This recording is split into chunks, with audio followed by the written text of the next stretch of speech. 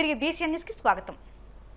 గీతం యూనివర్సిటీ కబ్జా చేసిన భూములను ప్రభుత్వం వెంటనే స్వాధీనం చేసుకోవాలని, వాటి రెగ్యులేషన్ ప్రక్రియను తక్షణమే నిలిపివేయాలని వైసీపీ ఎమ్మెల్సీ వరద కళ్యాణ్ డిమాండ్ చేశారు. అసెంబ్లీ మీడియా పాయింట్ వద్ద ఆమె మాట్లాడుతూ కోట్ల రూపాయల విలువైన ప్రభుత్వ భూములను కబ్జా చేసిన వారికి రక్షణ కల్పించే విధంగా ప్రభుత్వం వ్యవహరిస్తుందని ఆరోపించారు.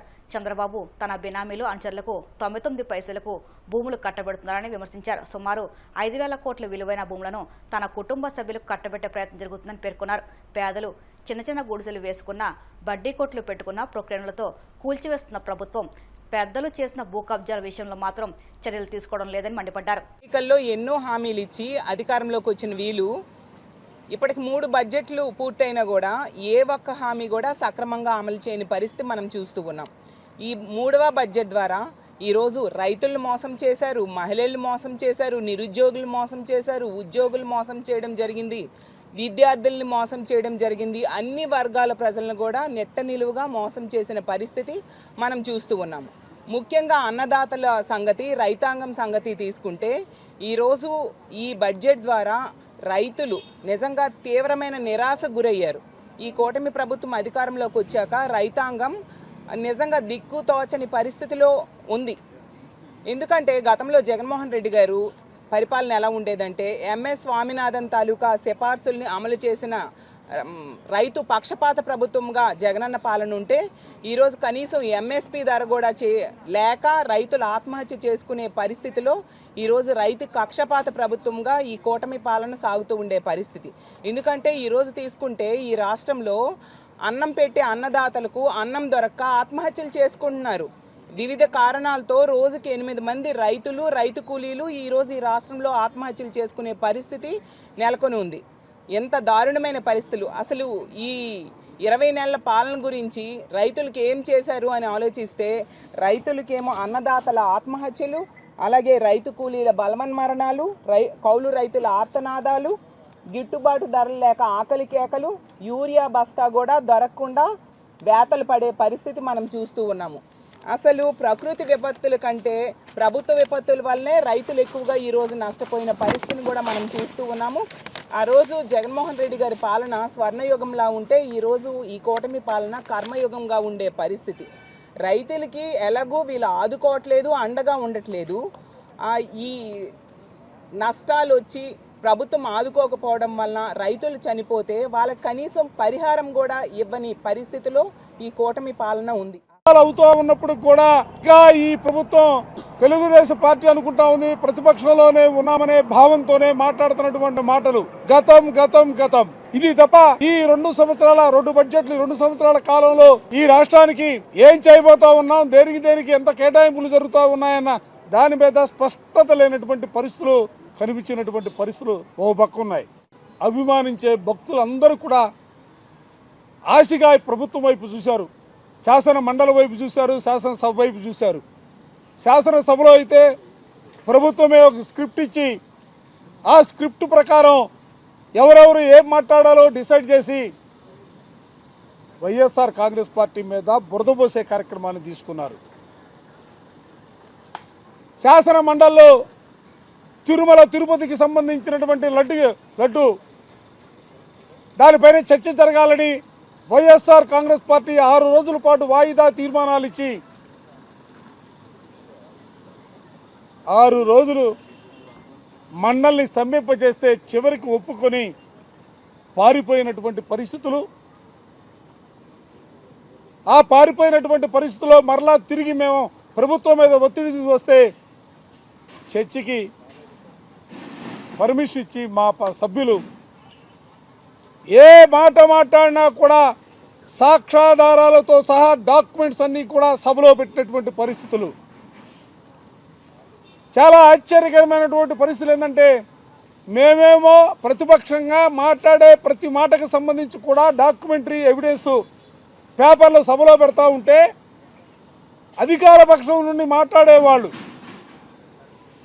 ఏ కాగితం పెట్టరు, ఏ సాక్ష్యాధారం పెట్టరు. ఎంతసేపటికి కూడా శాసన మండలిలో కూడా ఆరోపణలు చేయటం, అనుమానాలను రేకెత్తించే రీతిలో మండలిలో వాళ్ళ నాయకులు అందరూ కూడా మాట్లాడినటువంటి పరిస్థితులు కూడా మనం చూసాం. మండల లీగల్ సర్వీసెస్ ఆధ్వర్యంలో కాకినాడ కలెక్టర్ కార్యాలయంలో లీగల్ ఎయిడెడ్ క్లినిక్ను 3వ అదనపు జిల్లా న్యాయమూర్తి జి ఆనంది, జాయింట్ కలెక్టర్ అపూర్వ భరత్తో కలిసి లాంఛనంగా ప్రారంభించారు. ఈ సందర్భంగా మాట్లాడుతూ ఆర్థికంగా బలహీన వర్గాల ప్రజలకు న్యాయ సేవలు సులభంగా అందుబాటులోకి తీసుకురావడం ఉద్దేశంతో లీగల్ ఎయిడెడ్ క్లినిక్ ఏర్పాటు చేయడం జరిగిందన్నారు. ప్రజలకు అవసరమైన న్యాయపరమైన సలహాలు, సూచనలు తెలియజేయడంలో లీగల్ ఎయిడెడ్ క్లినిక్ కీలకమైన పాత్ర పోషిస్తుందని ఆమె తెలిపారు. జాయింట్ కలెక్టర్ అపూర్వ భరత్ మాట్లాడుతూ ప్రతి సోమవారం ఉదయం 10 గంటల నుండి సాయంత్రం 5 గంటల వరకు ఈ లీగల్ ఎయిడెడ్ క్లినిక్ పనిచేస్తుందని తెలిపారు. న్యాయపరమైన సలహాలు, సూచనలు అవసరం ఉన్న ప్రజలు ఈ అవకాశాన్ని సద్వినియోగం చేసుకోవాలని కోరారు. ఏంటంటే లీగల్ ఎయిడ్ అన్నది అందరికీ కామన్ పబ్లిక్ కూడా అవైలబిలిటీలో ఉండాలని, ఎవరికైతే లీగల్ ఇష్యూస్ ఉన్నాయో, కోర్టుకు రాలేము, లేకపోతే ఎక్కడికి వెళ్ళాలి, ఈ ప్రాబ్లమ్ని ఎలా సాల్వ్ చేసుకోవాలి, ఏ కోర్టుకు వెళ్ళాలో కూడా తెలియని వాళ్ళు ఇలాగ కలెక్టరేట్కి ఎలాగో గ్రీవెన్స్ డే రోజు వస్తారు. వాళ్ళకి లీగల్ రిలేటెడ్ ఇష్యూస్ ఏమన్నా ఉంటే ఇక్కడ మా ప్యానల్ అడ్వకేట్స్ ఉంటారు, వాళ్ళని సంప్రదిస్తే వాళ్ళు అడ్వైజ్ ఇస్తారు. వాళ్ళ ప్రాబ్లమ్కి ఎలాంటి సొల్యూషన్ కావాలి, ఏ కోర్టుకి వెళ్తే వాళ్ళకి ఏ కేసు వేస్తే, క్రిమినల్ కేసా, సివిల్ కేసా, ఏ కేసు వేస్తే ప్రాబ్లమ్ సొల్యూషన్ అవుతుందో వాళ్ళు అడ్వైజ్ ఇస్తారు. అలాగే కొంచెం పేదవాళ్ళు కానీ ఎవరైనా ఎఫోర్డ్ చేసుకోలేదు, కౌన్సిల్ పెట్టుకోలేని వాళ్ళకి ఫ్రీ లీగల్ ఎయిడ్ కూడా ఎక్స్టెండ్ చేస్తారు.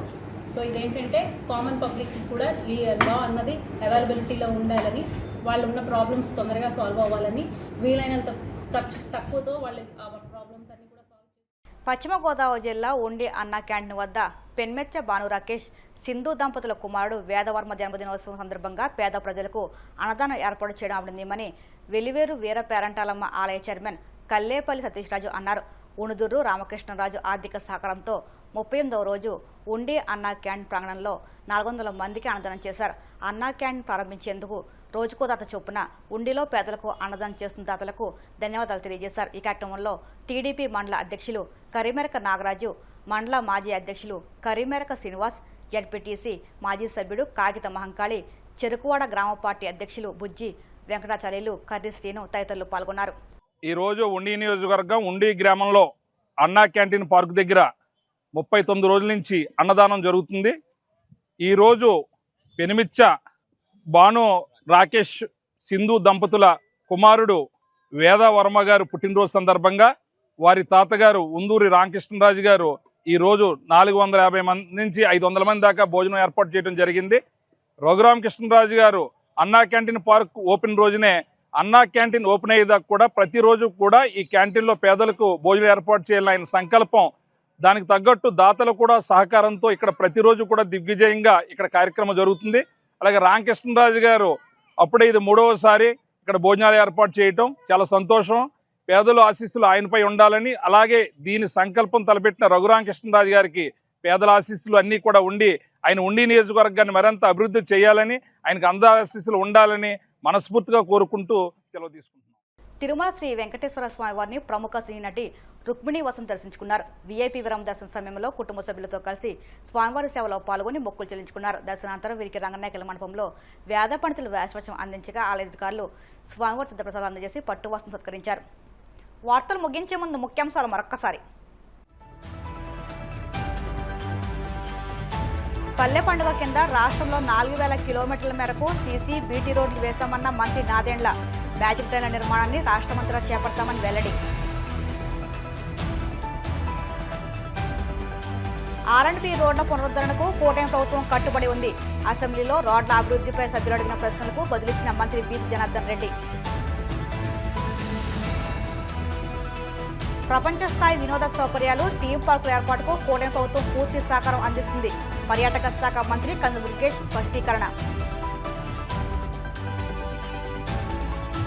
చంద్రబాబు తన బినామీలు, అనుచరులకు 99 పైసలకే భూములు కట్టబెడుతున్నారు. తీవ్రస్థాయి విమర్శలు గుప్పించిన వైసీపీ ఎమ్మెల్సీ వరద కళ్యాణి. ఈ వార్తలు ఇంతటి సమాప్తం. మరిన్ని వార్తల కోసం BCN digital YouTube channel, Facebook పేజీని ఫాలో అవ్వండి. అప్డేట్ వార్తల కోసం ప్లీజ్ సబ్స్క్రైబ్.